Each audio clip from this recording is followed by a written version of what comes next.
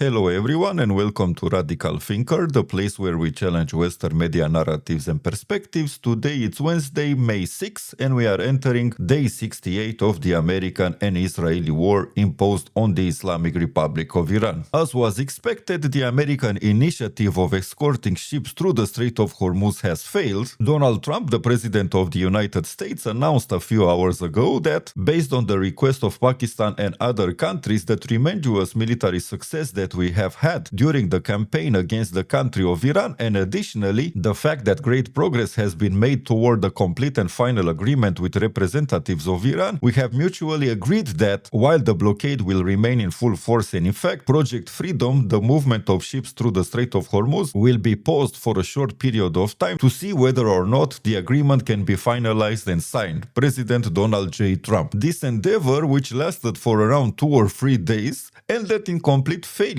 when the Americans tried by brute force to break the Iranian blockade of the Strait of Hormuz. 2 US Navy destroyers, the USS Truxtun and USS Mason, supported by Apache helicopters and other aircraft, faced a series of coordinated threats during the passage. Iran launched small boats, missiles and drones against them in what officials described as a sustained barrage, according to defense officials who spoke to the American CBS network. What we can understand from this is that the United States probed Iran's determination to see how serious they are about keeping the strait closed. And the Iranians showed that they are dead serious about it, and they are willing to confront anyone who is trying to close the Strait of Hormuz without their approval. Besides this, yesterday Iran announced that it has established a new mechanism for crossing the Strait of Hormuz. They say eligible vessels will receive an email with instructions on how to transit and must comply with the framework. They have named it the Persian Gulf Strait Authority. Iran is not playing games, they are not bluffing, and they are 150% serious about controlling the Strait of Hormuz forever. We are facing a new reality, and sooner or later, the United States and also the countries on the other side of the Strait of Hormuz will need to accept it, because there is no other way around. At this time, Iran truly has the power of implementing this plan and is going to implement it. If the American Navy has failed in opening the strait, no other country on this planet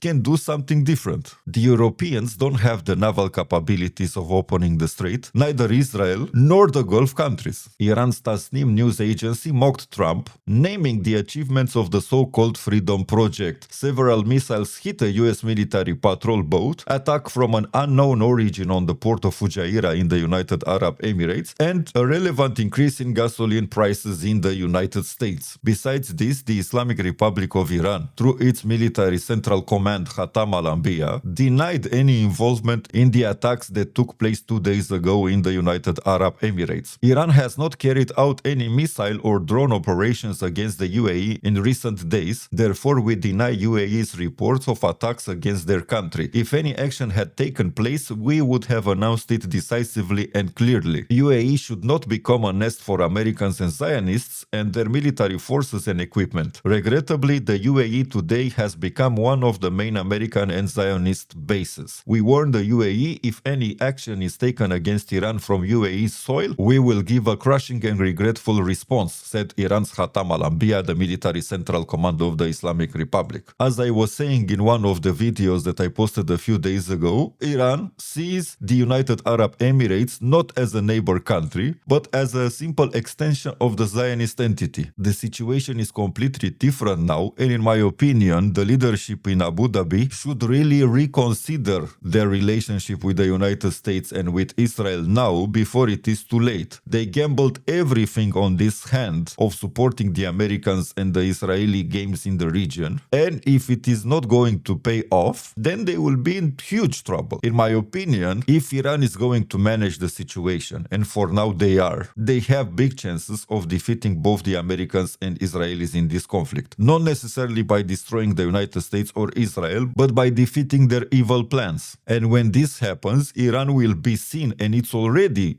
being seen as a regional superpower. The United Arab Emirates will become less and less relevant in the region. I don't even exclude a potential for an Iranian and Saudi collaboration in order to keep the UAE under control. I think this is very possible in the near future. Maybe not now, because now probably to a certain extent even the Saudis are supporting the American effort against the Islamic Republic of Iran. But when things will settle, and they are going to settle pretty fast, in my opinion, Saudi Arabia will negotiate with Iran a type of collaboration on how to better contain the expansion of the United Arab Emirates. This is going to happen, and fast. On a different note, I was pleasantly surprised to see that one of the videos that I posted a few days ago became pretty popular. I'm talking about the video in which I was discussing the potential for Africa to develop in the next decades, and that European and Western tantrums in general about China investing in Africa, it's irrelevant. They had the chance to develop Africa. They chose not to do it. Instead, they just oppressed and exploited the African people. They kept them divided and in continuous states of conflict and sold them weapons. This is what the West did in the past 100 years in Africa. They supported certain extremist regimes, like the apartheid regime in South Africa in the 70s, various warlords to whom they sold weapons, and stole everything that was of true value in African countries. But now, when China is investing, it's creating infrastructure, it's creating schools, it's creating hospitals, it's creating factories and so on and so forth, the West, it's upset about it. We discussed this a few days ago, and I'm really content that that video did well and that people appreciated the new reality which is going to come into fruition in the next decades. As an economical advice from me, if you want to invest for the future, invest in Africa. This is my strong impression of how things are going to be. On the same video, I was discussing about how ludicrous are Trump's statements when he is saying that Iran did a lot of damage to the planet and they need to pay a heavy price for it. I received a comment on that video from Barclay Mac. I think he is a British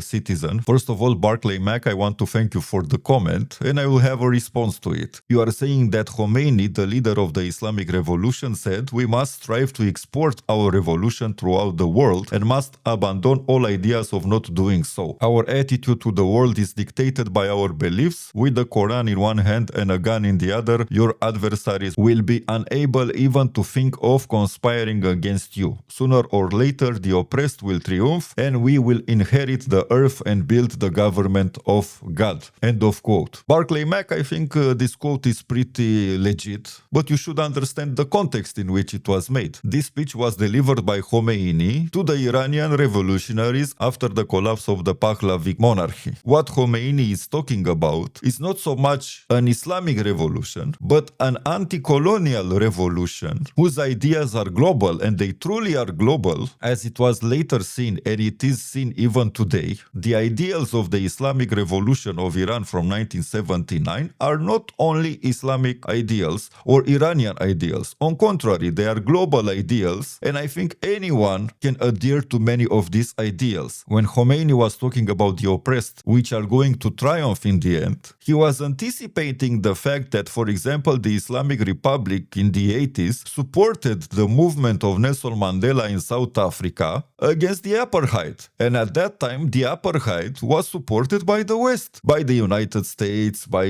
Germany, and even by your country, the United Kingdom. The West was supporting South Africa during the apartheid regime the same way it's supporting these days Israel, when Israel is mass murdering the people of Gaza and wants to exterminate once and for all the Palestinian people. So if you want to frame in a certain way the statements of Khomeini, you should first understand them better. You should understand the context. And this idea that they want to export the revolution, the Islamic revolution, it was related to the Islamic Ummah and to the Islamic world. It's true that after the end of the First World War, we had the Sykes-Picot Agreement, when once again your country, the British Empire at that time, now Great Britain, together with France, another big colonial power, they drew the new borders of the Middle East, and they created, willingly or unwillingly, unwillingly the current realities. Without British support and without British involvement, the Zionist entity today would not exist. Many of the conflicts that took place in the Middle East in the past century have been triggered by Western influence and meddling into the internal affairs of those countries. Let's not forget, once again, Great Britain, Barclay Mac. In the 50s, they managed to manipulate the Americans to do Operation Ajax when they overthrew the democratically elected Prime Minister of Iran, Mohammad Mosaddegh, in 1953. And why did they do this? Because Mohammad Mosaddegh nationalized Iranian oil and wanted that the big part of the revenue returns to the Iranian people, not to the British. So you see, before accusing other people of being extremists or of having a hidden schemy agenda of controlling the world and so on, you should first read and understand history and the realities of historical events. You say in your comment, and I quote, "Radical ignores 1,400 years of Islamic history invading, mass murdering, torturing, occupying and colonizing non-Islamic countries, including much of the West and Europe, beginning in 711. Iran continues it today under Khamenei." I don't know exactly who is Khamenei. Probably you are talking about the current supreme leader of Iran, Moshtaba Khamenei. You say God's messenger on earth, Islamic radicalism can only be prevented by force. I have a few comments in order to dispute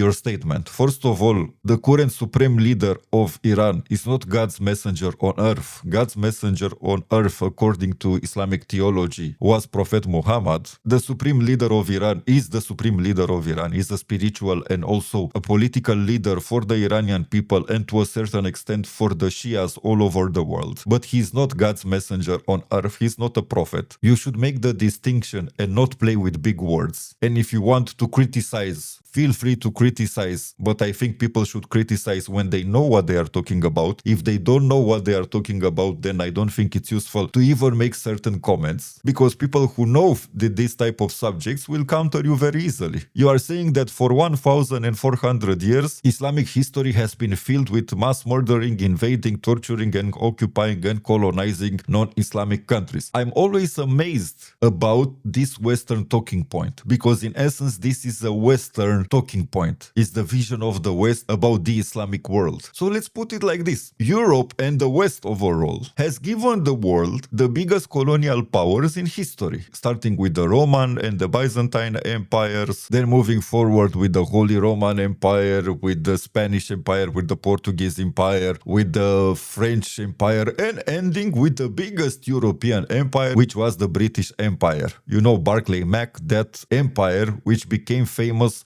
for stealing the diamonds from inside the Taj Mahal. Literally, British soldiers used the bayonets from their guns to steal precious stones from inside the Taj Mahal in India. The same British Empire which starved millions of people to death in Iran and Bangladesh at the beginning of the past century. The same British Empire who did the Opium Wars and who is regarded by historians as the biggest drug-dealing empire. So I find it funny and hypocritical when the West is always shocked about the fact that from the Islamic lands, some empires came into existence. The Umayyad Empire, we had the Abbasid Empire, which were predominantly Arab until a little bit later, and after that they switched from an Arab center of influence to a Turco-Mongol center of influence, and we have the Ottoman Empire and also the other empires before them. We had the Timurids, we had in parallel with the Ottoman Empire, the Safavid Azeri dynasty in Iran, the Mughals in India, and other Persianate type of empires. But in order to keep objectivity, you cannot compare Islamic imperial history, if you want to call it like this, with European colonial history. The amount of mass murdering, plundering, genocide, and stealing committed by Western powers in Africa, in the Middle East, and in the Americas can't ever be compared to what some so-called Islamic empires have done. You are talking about Islamic powers colonizing non-Islamic countries. First of all, at the time of the Islamic conquests, there was no such concept countries. And the fact that you are talking about 711, when Tariq ibn Zayed crossed the Gibraltar Strait into what is today's Spain, Andalusia or Al-Andalus. But you don't look back in history to see when the Europeans, at that time the Romans, took the way into the other direction, when the Romans were invading and colonizing North Africa. Look at what the Roman Empire did to Cartagena. Look at what the Roman Empire did to Egypt, if you want to be objective. And later, during the Byzantine Empire, when Christianity became an important religion, look at how the Byzantine Empire oppressed certain Christian sects, especially the Copts of Egypt. And when the Arab conquest came to Egypt, the Christians of Egypt, the Copts, preferred the Islamic occupation and colonialism, as you want to call it, than to be under the boot of the Byzantine Empire. Think about it. It's not so hard. I don't say that we should appreciate or glorify the Islamic era of conquests. No, not at all. I have this type of discussion very often with Muslim people, and I say that Islam, the real Islam, the Islam of Prophet Muhammad, is not about conquest. I know that a certain part of the Sunni population is very fond of the Umayyad era and so on, of Khalid ibn al-Walid, and of the conquests of Egypt, of Persia, and of Mesopotamia. Those are interesting historical events, but they are not the essence of the Islamic faith. And according to many Islamic theologians, they have nothing to do with the religion of Islam, because the religion of Islam is not a religion of conquest. If you read the Quran and if you read the Hadith, you will see that Islam is talking about self-defense and about dignity, which is a big difference from conquest and invasions. But you should understand that Islam was used, especially during medieval times, by certain people of different ethnicities who became Muslims. Some of them were the Turco-Mongol tribes which came from the far steppes of Asia into the Iranian plateau, later into Mesopotamia, and in the end some of them settled in Anatolia. These Turco-Mongolian migrations led to the appearance of different so-called Islamic dynasties. You had the Timurids, for example, which were Turco-Mongol. As I was saying before, you had the Mughals. Before them, it was the Seljuk Turks. You had also the Ottomans. Then the Mongols, which settled in Iran, the Ilkhanid dynasty. And these people converted to Islam, but they also kept their own culture and their own values to a certain extent. And they interpreted Islamic religion in accordance with their dynastic interest. For example, the Ottoman sultans later claimed that they are also caliph, although they didn't have the religious credentials to hold the position of caliph. Caliph used to be something very complex. So Barclay Mack, I'm not ignoring anything. Those who are ignoring things are those who are somehow shocked about the fact that other civilizations had their own empires, but they completely disregard what Western empires did to most of the planet. And when you are talking about Europe being attacked by Islamic invaders, then go back a little bit in history and see how the Roman Empire conquered most of the Middle East, of Africa, and so on. Sometimes they were close to enter even Iranian lands. I don't understand what is good for you is not good for the others. I never understood this point of view. Of course, any civilization had its own empires. The Chinese had empires. The Africans, they had empires. The Americas had their own empires, the Aztecs, Maya, and so on. Europe had its own empires. And the so-called Middle East, which, by the way, this term is a British creation. There is no Middle East. If you want to call it, you can call it Western Asia. And if you do so, it's not going to encompass Northern Africa. And also, this part of the world also had its era of empires. The difference is that when the Middle East had these big empires, for example, the Abbasid Empire, which was highly scientific and highly sophisticated, Europe at that time was drowning in ignorance, extremism, and I don't know if you look carefully at the current events, but here in the West, we are getting closer and closer to those times. Again, while Asia is rising. Think about it. You will understand things better. And going back to the ideals of the Islamic Revolution and your interpretation that Khomeini and his followers were Islamic extremists and radicalists. Sorry, but this is the point of view of BBC and The Times, and also of CNN and Fox News. Khomeini was a true patriot. The same can be said about his followers. These people didn't fight to conquer other lands and to steal resources, do regime change and so on and so forth like the West is doing. No, Khomeini just wanted for Iran to become again an independent country, to keep its values and traditions, including the Islamic faith, and for the Americans and the West to stop meddling into Iran's internal affairs. And yes, as a religious cleric, Ayatollah Ruhollah Khomeini had a religious message for all Muslim people. And he told the Islamic Ummah since the 70s that they need to unite, regardless if they are Sunnis or Shias, and fight against oppression and Western influence. There is nothing wrong with this type of message. Now, after many decades, we are seeing that Khomeini was right, that Western influence in Africa, in the Middle East, it's toxic. And putting aside the Islamic term,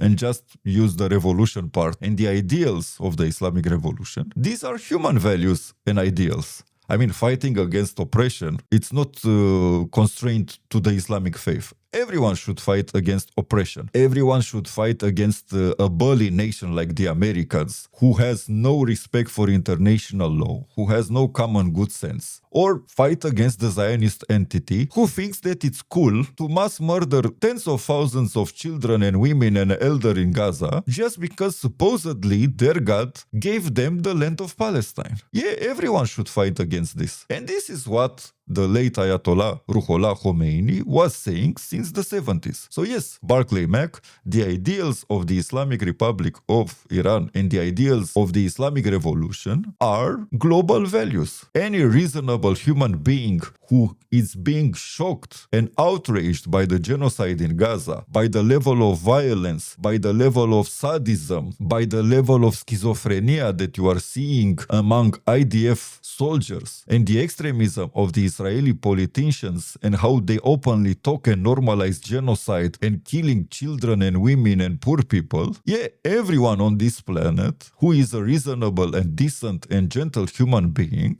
has the values of the Islamic Revolution. This is what the Islamic Revolution was all about. Not about converting all the planet to Islam. No, it's not about that. It's about fighting against corruption, about creating a just type of society, about accepting a certain level of diversity, about self-development, about independence, and about education. This is a thing that we are talking less and less about in the West. Education. The real education. And it shows that education is marginalized in the West by how people are discussing about certain topics, including the current conflict between the United States, Israel, and Iran.